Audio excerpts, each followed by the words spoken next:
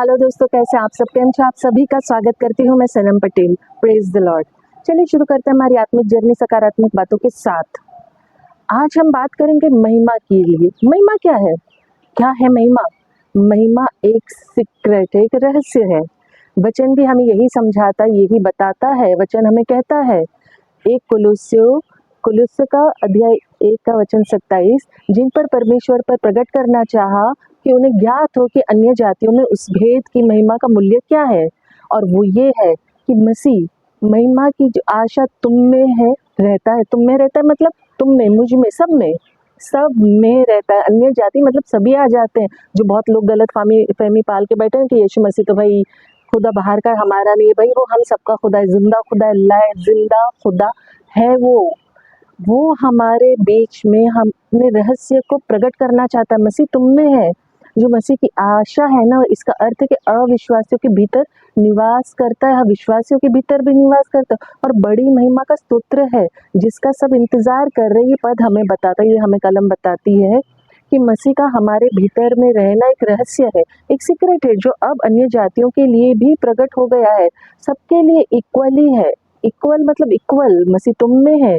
ये वचन हमें बताता है कि मसीह विश्वासियों के बीच में रहता है, भीतर रहता है। अक्सर पवित्र आत्मा के मंदिर होने के रूप में समझा जाता है, जहाँ मसीह उनके हृदयों में निवास करता है, वास करता है। महिमा की आशा, महिमा हमारे भीतर रहने वाली नहीं, बल्कि महिमा की आशा, उम्मीद, भविष्य की उस महिमा को संदर्भित करता है जो महिमा के दूसरे आगमन पर प्राप्त होती है। अन्य जातियों में रहस्य का प्रकाशन, ये जो वचन कहता है कि परमेश्वर ने ये रहस्य अन्य जातियों पर भी प्रकट किया है। संत पौलुस जो है ये कहता है, ये महत्वपूर्ण संदेश है। अगर देखने जाए, मैसेज है कि मसीह की महिमा और आशा, उम्मीद सभी के लिए, ऑल मतलब ऑल, सभी के लिए उपलब्ध है। चाहे इस दुनिया में, कहते हैं ना, इस छोर से उस छोर तक कितने भी मनुष्य इस संसार में, सबके लिए है। परमेश्वर का रहस्य जो है महिमा है। शब्द में छुपा हुआ जो है ना, इस महिमा को समझने की हमें बहुत ज़रूरत है। बाइबल के अनुसार अगर हम समझे, अगर विश्वास नहीं करते हम तो पाते नहीं है।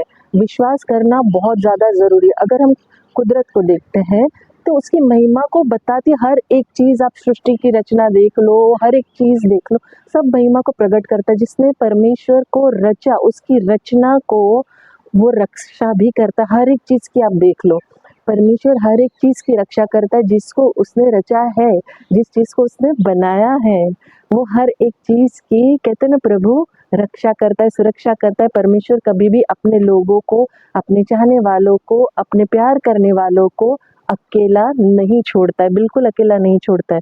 लेकिन बात वही है कि हम उसके साथ कितने बने हुए हैं, हम उसको कितना, कहते हैं ना, आज्ञाकारिता में रहते हैं, अधीनता में रहते हैं, कितना हम जुड़े रहते हैं। हर एक चीज़ जैसे संभाल रखता है, वो छोटी छोटी बातों का भी।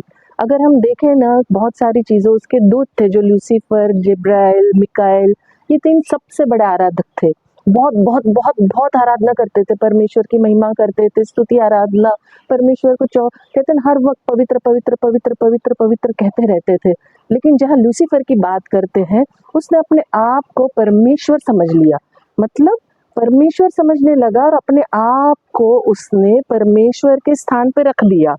अपनी खुद की, कहते हैं ना, जो परमेश्वर की ओर से मिली हुई महिमा थी, जो परमेश्वर की ओर से मिला हुआ वरदान था, जो परमेश्वर की ओर से मिली हुई, कहते हैं, ब्लेसिंग्स थी, सुंदरता, सम्मान, वैभव, मान, सब मिला हुआ था, उसे खो दिया।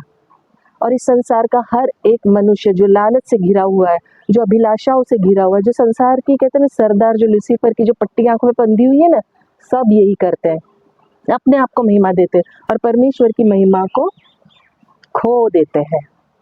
शैतान हमेशा इसी कोशिश में रहता है कि वो हमें भटका दे, गुमराह कर दे, हमें परमेश्वर में कभी भी, कहते हैं ना, स्थिर ना रहने दे। हमें ठंडा नहीं होना है, हमें याद रखना है कि परमेश्वर की आग अपने हृदय में जला के रखनी, उसे बुझने नहीं देना, उसे ठंडा नहीं पड़ने देना है।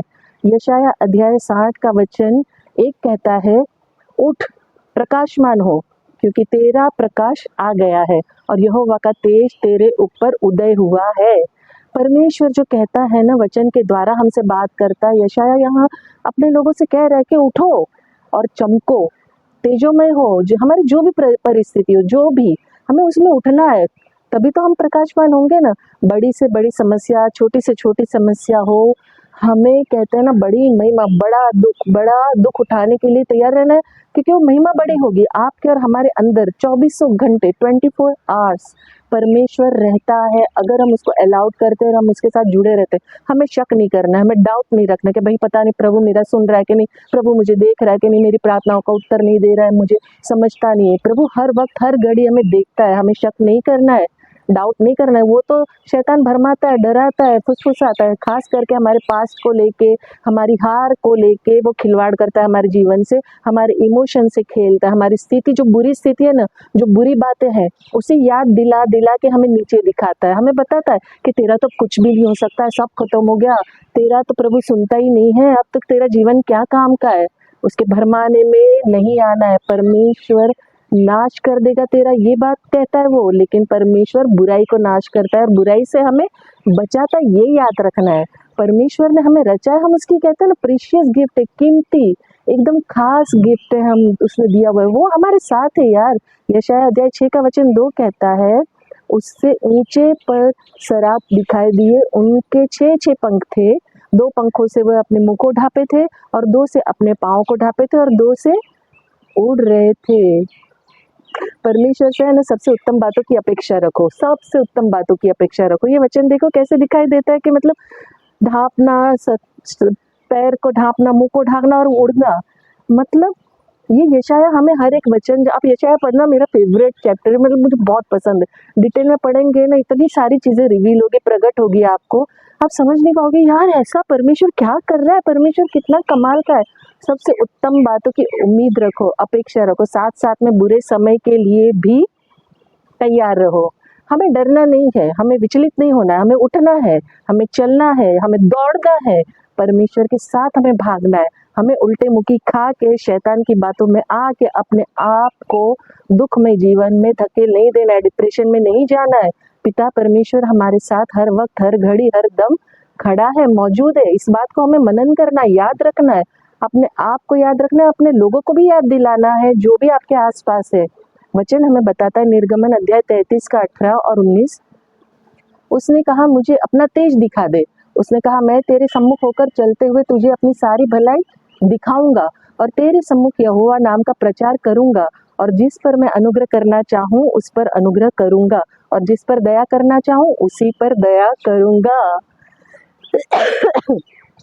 परमेश्वर जिसे चाहे उसे चुने, परमेश्वर जिसे चाहे उस पर दया दिखाए, परमेश्वर जिसे चाहे उस पर भलाई दिखाए, परमेश्वर जिस पर चाहे उस पर अपने नाम का प्रचार करे। उसकी खुद की इच्छा है, स्व इच्छा, जैसे उसने हमें स्व इच्छा दे रखी है, आज़ादी दे रखी है, स्वतंत्रता दे रखी है, उसी प्रकार उसकी इच्छा है। अगर उसे दिखता है कि हम उसके लिए तड़प रहे, हमारे अंदर वो मांग है कि प्रभु तू मेरे जीवन में आ, मुझे समझा, मैं तुझे जानना चाहती हूँ, देखना चाहती हूँ, तू अपने आप को मुझ पर प्रकट कर, तो वो प्रकट करेगा। मांगना है हमें कि प्रभु मुझे प्लीज तेरे साथ जुड़ना है, प्रभु मुझे तेरे साथ रहना है। यूहन्ना अध्याय 17 का 22 वचन कहता है, और वो महिमा जो तूने मुझे दी मैंने उन्हें दी, कि वे वैसे ही एक हो जैसे हम एक है। हम मतलब पिता, पुत्र, पवित्र आत्मा। ये जो वचन है ना, यीशु की अंतिम प्रार्थना में था। परमेश्वर से यीशु मसीह ने कहा था कि यीशु ने अपने शिष्यों को दिया, शिष्यों से हम सबको मिला है, और हम सबसे आगे लोगों को मिलना चाहिए। हमें एकजुट होना है, एक कहते हैं ना परमेश्वर की महिमा करनी है, बस परमेश्वर के साथ जुड़े रहना है, परमेश्वर को कहते हैं ना ग्लोरी देना है, महिमा देना, सारी माँ अनादर महिमा उसे मिलना चाहिए। हमारा उठना बैठना, बोलना चलना, हमारा कहते हैं ना चरित्र नजर आना चाहिए परमेश्वर में, तो परमेश्वर की महिमा हमारे जीवन में होगी। जो वैभव, सुंदरता, सफलता, मान, सम्मान वो सब हमें देगा, लेकिन हमें उसका गर्व नहीं करना है, घमंड नहीं करना चाहिए। गर्व ये होना चाहिए कि हम यीशु मसीह को जानते हैं, हमें ये घमंड नहीं होना चाहिए कि हम महिमा से भरे हुए, हम परमेश्वर से बेहतर। हमारा परमेश्वर महिमा से भरा हुआ है, जिसकी महिमा हम पर, जिसका अनुग्रह हम पर है, वरना हम उस लूसीफर के समान हो जाएंगे जो अभिमान से भर के यहाँ फेंक दिया गया, और उसने संसार को नाश करने, तबाह करने, फाड़ खाने हम सबको बैठा हुआ है। हमें वैसा नहीं बनना है, हमें परमेश्वर के बच्चे बन के जीना है, पवित्र जीवन जीना है, परमेश्वर के अधीन रहना है, आज्ञाकारिता में रहना है, और उसकी बातों को मनन करना है, समझना है, और ज्ञान बुद्धि से भरा हुआ रहना है। और आखिर में जैसे मैं अंत में कहती हूँ, मैं दिल से चाहती हूँ कि आप खुश रहें, अपनों को खुश रखे और हमेशा मुस्कुराते रहे। शांति, शालोम और सलाम आपके नाम।